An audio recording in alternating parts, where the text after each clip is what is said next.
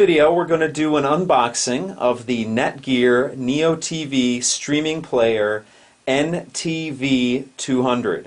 Now it's interesting because Netgear actually made a Roku box. They licensed out the technology and they made their own version of the Roku. But they no longer do that, and they make their own box now, which has their own software on it. And this is what it is. This is that box. So I saw this at Best Buy and I thought, well, this is interesting because I like to review these things, and I'm going to pick this up and basically see how it stacks up to my Roku box.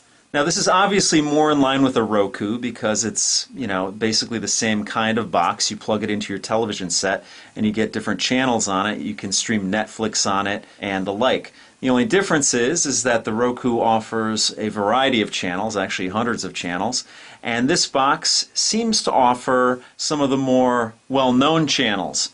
But I don't know much about this device other than seeing it at Best Buy and really liking what I'm seeing, and so I'm going to take you through the whole process of unboxing this, and then we're actually going to plug it in for the first time in one of my future videos and explore this device and see what it has to offer. Now right off the bat you're going to notice that there's a couple of differences between this box and the Roku box. Obviously you can stream Netflix on both devices, but this device offers Vudu. I actually owned the dedicated Vudu player a couple of years ago, and I really liked it because it has some of the best streaming quality available. And it is a pay-per-view basis, so it's something more like an on-demand where you buy or you rent a movie and watch it. It's not like Netflix where you have a subscription. You also notice that this device offers YouTube, which the Roku does not. You get Pandora, Napster, Picasa, Facebook, Twitter, and Vimeo integration on this as well. Now it has built-in Wi-Fi, which is pretty much standard, except the Western Digital device didn't have it up until recently, and it offers HD 1080p, which is nice to know.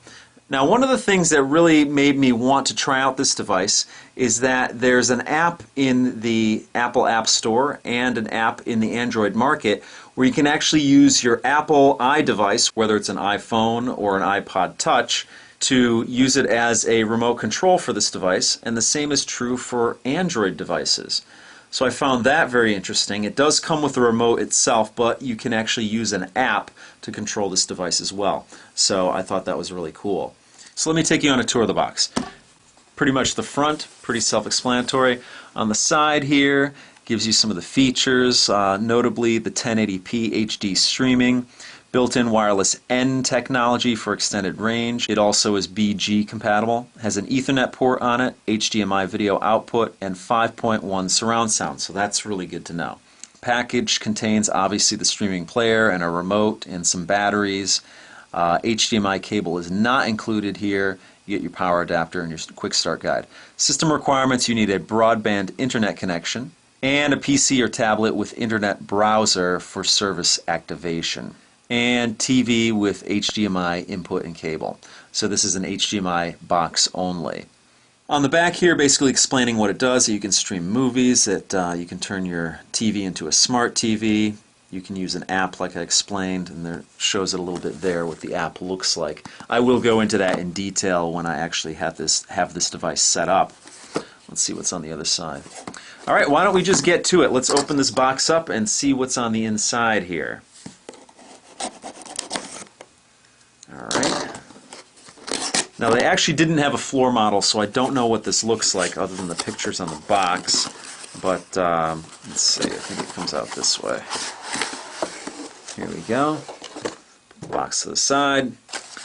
You get your documentation here, installation guide, and some more documentation there. And it's actually a very small box, which is pretty cool. Here is the remote control here, when we get that out.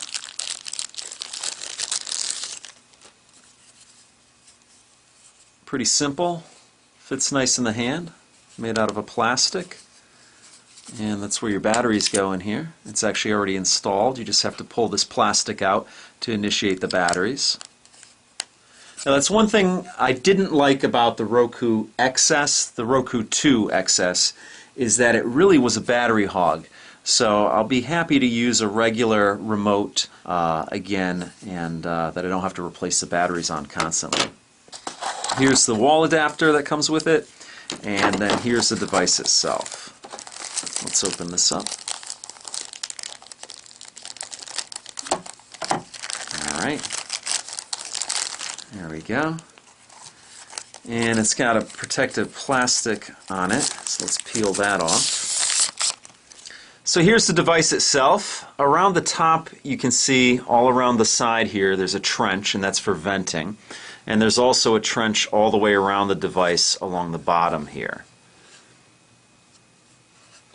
Now the front of the device, you have a NeoTV branding here, and I don't know if there are any LEDs in here. There's probably an LED in here somewhere to show you that it's on.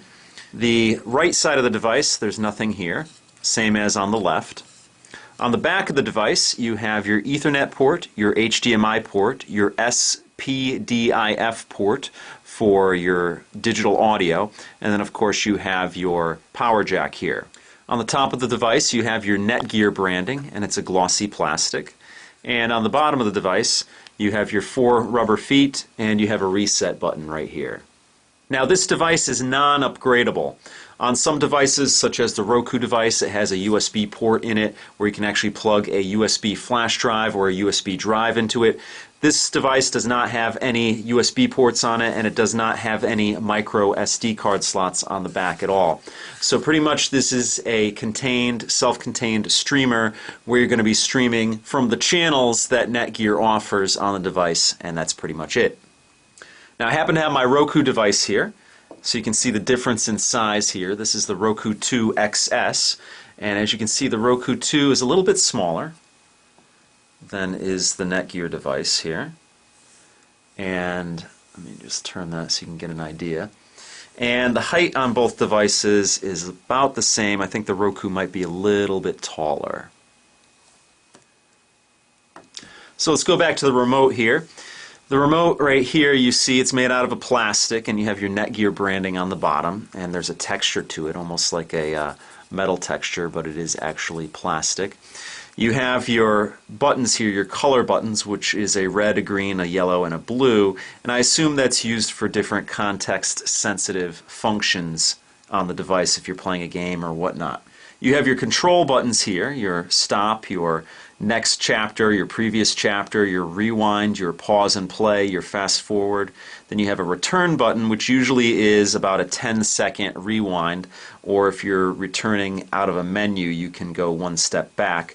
You have your menu button, then you have your directional pad up here, which has an OK button in the center. So you have an up, down, left, right, and then your OK button, and then you have a home button here and a power button. Now one thing about the Roku device is an always-on device, and this actually has a power button, so I guess you can power it down if you want. And this is an IR remote, so you can see it right up here. So it's pretty much you have to have it in line of sight, but that generally is not a problem when you're in your living room. On the sides, you can see the profile of this thing. It's kind of tapered on the sides here. And that's the back of the remote there. And just to give you a comparison here, here's the Roku 2 XS remote here. And as you can see, it has the lanyard on there because you can use motion-controlled gaming on the Roku 2 device. So the remote is much larger than is the Netgear remote. And let me just show you here a profile view of both remotes there.